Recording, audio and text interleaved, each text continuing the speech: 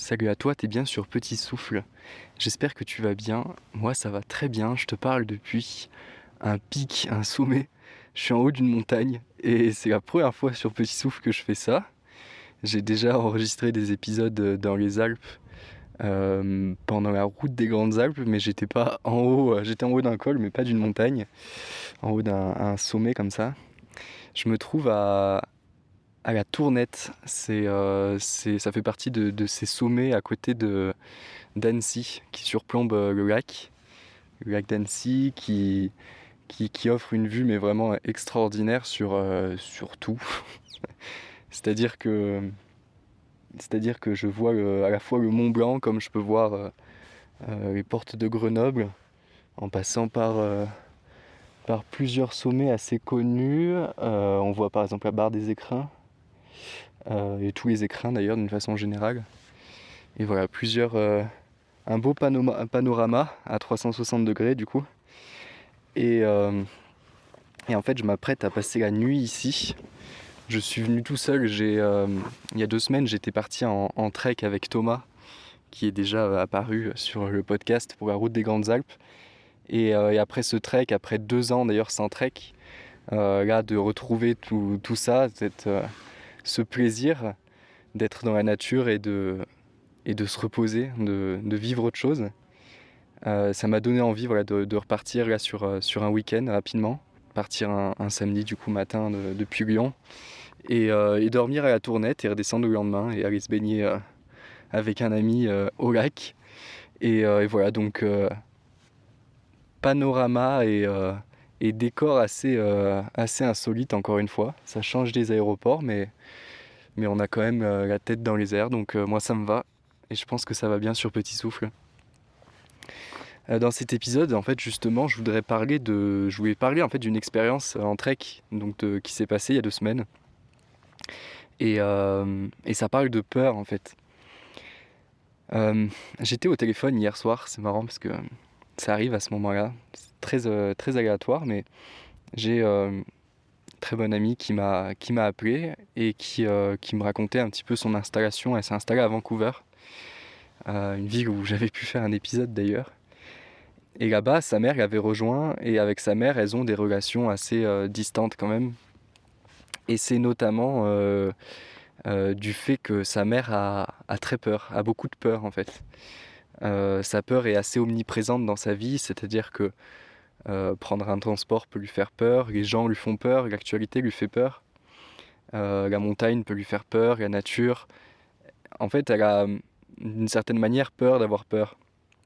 C'est-à-dire qu'il ne se passe rien, mais elle est dans la projection que potentiellement les choses vont mal se passer. Et la peur d'avoir peur, c'est peut-être en fait la peur la plus connue qu'on a tous, qui peut très vite d'ailleurs nous submerger. Le problème avec cette peur-là, c'est que ça nous coupe complètement toute possibilité de faire des actions et de prendre des décisions, de faire des choix. C'est-à-dire que c'est le genre de peur qui va se présenter quand on va pas partir en voyage, qu'on va pas changer de travail, qu'on va pas changer de logement, qu'on va pas déménager, qu'on va pas sortir de notre zone de confort, qu'on va pas continuer le sport ou plein de choses en fait. On va pas aller voir des gens, on va pas aller à la rencontre d'inconnus. Et cette peur d'avoir peur, je l'ai vécue dernièrement dans un domaine très précis qui est celui des relations sociales. Du coup, c'est pour ça que quand elle m'a parlé de sa mère qui avait peur comme ça m'a fait penser un petit peu à ce que j'avais vécu, mais moi de façon très précise, c'est-à-dire sur les relations sociales.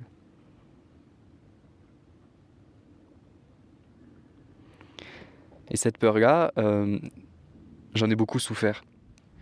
C'est-à-dire que on peut bien sûr avoir peur d'aller à la rencontre de nouvelles personnes, mais on peut aussi avoir peur de la rupture. On peut avoir peur de la vie des autres, de ne pas être normal, de ne pas de faire du mal à l'autre, plein de choses comme ça. Et cette peur m'a empêché de faire des choix, m'a empêché de m'écarter de personnes. Et, Et le souci avec l'un des autres soucis avec la peur d'avoir peur, c'est que souvent, ça nous coupe complètement, ça nous arrête dans le temps. Et après, on regrette énormément tout ce temps du coup jeté, tout ce temps sans prendre de décision, là où on aurait pu en prendre une beaucoup plus tôt et sortir d'une situation qui nous fait du mal. Et c'est ce qui la diffère justement d'une peur normale, une peur où il y a un danger présent, confirmé, et où le corps va au contraire nous pousser à agir. Je fais cette distinction depuis à peu près 2 semaines, parce qu'il y a 2 semaines, donc, je suis parti en trek. Et au cours de ce trek qui a duré 5 jours, dans le Vercors, avec mon ami Thomas, donc, et bien, au bout dès le deuxième, en fait, on avait une ascension assez costaud. C'était voilà, un sommet où on sort des sentiers pour trouver quelque chose de plus proche de l'alpinisme que de la randonnée, quoi. Même si sur ce tracé, il n'y avait pas nécessairement besoin de cordes et d'attaches, on était quand même sur une sorte d'escalade, quoi. Et comme on dit en montagne, hein, le danger peut survenir à chaque instant. Et nous, ça nous est arrivé en fait au moment de redescendre de ce pic, où on était resté très peu de temps finalement, histoire de 2-3 minutes, parce qu'on savait qu'il allait pleuvoir en fin de journée, avec des orages, donc on voulait prendre le plus d'avance possible, et sortir du coup de cette situation où quand on est à un sommet, c'est avéré, hein, il faut quand même vite redescendre et retrouver quelque chose de plus stable, quoi. Et sur la redescente, en fait, sur le passage balisé, donc on parle même pas de sentier, mais voilà, juste de balises sur les roches, d'entrée de jeu, au moment de la bascule, on a perdu ce passage. Et on s'est retrouvé à devoir descendre, et cette fois-ci pas balisé, c'est-à-dire avec aucune garantie d'arriver en bas, ou aucune garantie de ne pas à un moment donné tomber sur une falaise où on est obligé de remonter, quoi. Et donc on se retrouve dans cette situation et la météo se gâte beaucoup plus tôt que prévu. Très vite en fait, la peur arrive et devient omniprésente. Et moi ça faisait très longtemps que j'avais pas expérimenté une vraie peur d'un vrai danger comme celui-là, c'est-à-dire de ne pas du tout sentir ses appuis, de se dire qu'à chaque instant il va pouvoir pleuvoir et ça risque de rendre la roche extrêmement glissante et nous piéger, quoi. Et dans cette situation, et ben en fait, la peur est véridique, est véritable. On n'a pas peur d'avoir peur, on a peur tout court. Et le danger est présent. Et ce qui est assez incroyable, c'est de voir en fait son corps réagir. Et bien sûr, on peut tomber dans le fait de ne prendre aucune décision, faire aucune action. C'est ce qu'on appelle le fait d'être tétanisé. Et le but dans une situation où il y a du danger, où on a peur, c'est de maîtriser sa peur et d'arriver à faire en sorte de ne pas tomber dans le fait d'être tétanisé pour pouvoir continuer à avancer. Ce jour-là, pendant cette descente, j'étais vraiment à pas grand-chose de tétanisé. Mais je suis vraiment content parce que je l'ai pas fait. C'est-à-dire que la descente a pris beaucoup de temps, plus d'1 heure, quoi, mais on pourrait même parler de 2 heures en comptant même 3 heures avec l'ascension et le moment où on retrouve un chemin en redescendant. Et j'ai jamais été tétanisé, j'ai toujours gardé voilà, une très forte concentration, parce que c'était justement ce que la peur me demandait de faire, de rester excessivement concentré, parce qu'il n'y avait pas le choix, la météo se gâtait, il n'y avait pas possibilité ou quoi d'appeler un hélicoptère, il fallait avancer.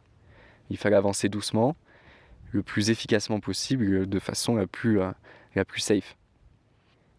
Et donc ça c'est fait. Et moi qui suis on va dire un assez bon grimpeur, mais un mauvais, quelqu'un qui descend assez lentement pendant les treks sur les chemins, je me suis retrouvé complètement différent, avec une sorte de rage en moi. En tout cas quelque chose, l'instinct peut-être qui avait pris le dessus par rapport à la situation que j'avais vécue. Et je marchais mais à une vitesse considérable. C'était impressionnant. Je ressentais plus du tout mes blessures, je ressentais plus du tout la fatigue. Mes articulations ne me faisaient plus mal alors que ça faisait 2 jours qu'elles me faisaient mal, surtout dans les descentes. Mon corps et mon esprit étaient passés au-delà, avaient du coup maîtrisé la peur, avaient pris le bon message et le seul message de la peur que la peur m'avait envoyé pour me faire avancer et me faire sortir de la situation. Et en redescendant tout ça, et même en finissant après ce trek, ça m'a fait du bien et j'ai ressenti vraiment un soulagement après avoir ressenti cette peur véritable comparée à ces dernières semaines où j'avais peur d'avoir peur.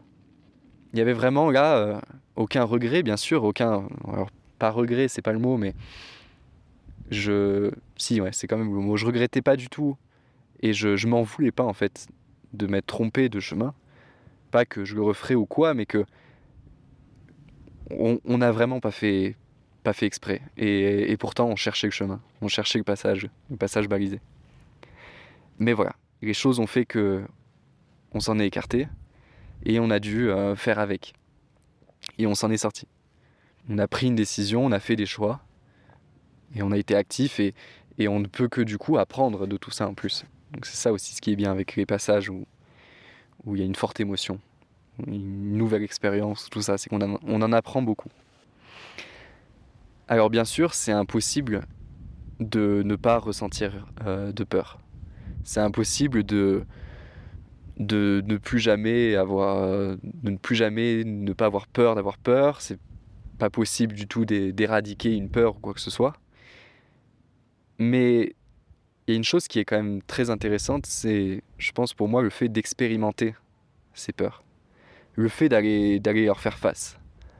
Pas forcément se mettre dans des gros dangers, mais on a aussi quand même des peurs qui sont sur des dangers relatifs, on va dire. Et où je pense que le risque est bon à prendre pour pouvoir avancer dans sa vie, pour pouvoir se rendre compte aussi parfois que le danger qu'on pensait n'est pas là. Si moi je me retrouve ici ce soir à dormir en haut de ce sommet, là, où le vide est des 4 côtés, c'est justement pour me confronter à cette peur du vertige, la peur de dormir en haut d'un sommet tout simplement. Et le calme aussi, le fait d'être seul, le calme que ça nous fait éprouver, quoi. La sensation d'être seul et face à la nature qui peut prendre le dessus, quoi. Alors, tous les risques beaucoup de risques sont écartés, c'est-à-dire que j'ai pris, je pense, la meilleure semaine de l'année pour faire ça. Il va pas du tout pleuvoir au cours du prochain mois, limite. Et il fait plutôt bon, donc ça va être quand même assez agréable et confortable. Mais j'avais envie et ce besoin d'aller expérimenter et d'aller faire face à cette peur pour pouvoir derrière plus facilement profiter du spectacle que c'est de se retrouver en haut d'un sommet avec le coucher de soleil, avec le lever de soleil le lendemain et aussi de nuit, d'aller profiter aussi de toutes les qualités et tous les bénéfices du bivouac et des treks, des sujets où j'en ai déjà parlé sur Petit Souffle. Et je pense d'ailleurs qu'il faudrait que j'en refasse un sur les treks d'une façon générale, les treks à pied sur plusieurs jours, parce que c'est vraiment incroyable, quoi, en termes de bénéfices pour tout, pour le physique, pour la tête, pour notre peur de l'inconnu, pour nos peurs, pour notre débrouillardise, pour beaucoup de choses. C'est vraiment exceptionnel. Et je pense que le plus important aussi par rapport à Petit Souffle que je peux te dire, c'est que c'est pour moi la pause la plus pure qui puisse exister, qui est la plus efficace, quoi, parce que c'est une vraie pause. On s'en rend compte qu'en rentrant dans nos villes et dans nos quotidiens, mais c'est une sacrée pause où on change de monde.